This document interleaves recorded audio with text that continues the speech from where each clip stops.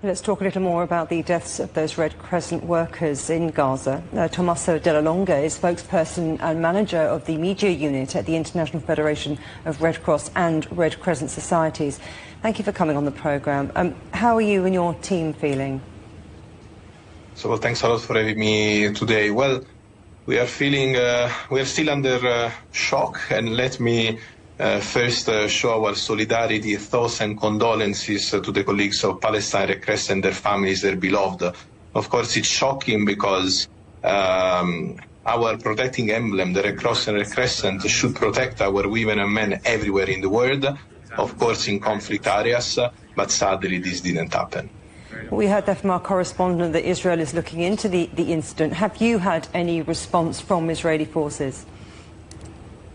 Look, at the moment we were really mourning after the last news that we had yesterday when 8 bodies were recovered. We have been asking Palestine Red Crescent and us have been asking for an entire week to get access and to get information about our colleagues. We didn't get anything. Yesterday, after a week, we retrieved the bodies. There is still one colleague that is missing. So now is the moment really for the mourning of the colleagues to condemn this kind of act, but also to ask for the information about the last colleague who is still missing. You talk about access, you talk about information. What's happened, it really darkly highlights the difficult and risky conditions humanitarian groups like yours are dealing with in war-ravaged Gaza, doesn't it? Yeah, thanks a lot for this question. I mean, actually, we have been constantly in this difficult situation since the beginning of the conflict. We have been talking about access to communities for solid 18 months. I mean, if you take away the 6 weeks of ceasefire, the north of Gaza was, before the ceasefire, has been inaccessible for weeks and months.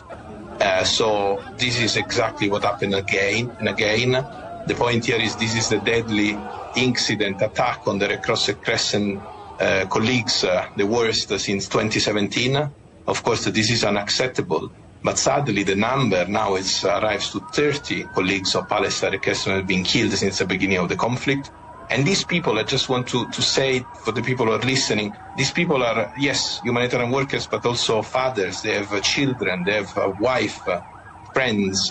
They should have returned home after that shift in the ambulances, and actually they didn't, and this is unacceptable. You talk about the emblem of the Red Crescent. What is in place to protect your teams in conflict zones like this?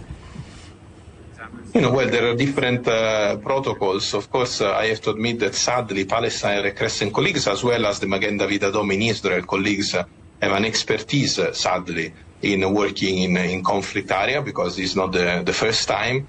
Of course, there is, I mean, the emblem should protect everywhere. So the Red Cross Red Crescent should be like untouchable, like hospitals should be sanctuaries.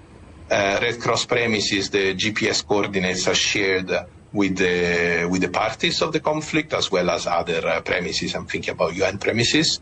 And of course, there is a mechanism which is dealt usually by UN and colleagues of the IFRC in also coordinating a movement of humanitarian workers. But the problem here is that we are seeing this against humanitarian workers, and we've been seeing this also on civilians. So now, after months of conflict, I mean, we can say again and again that there is no safe space in Gaza, that there is no enough support, and the protection and respect for civilian and humanitarian workers is not there.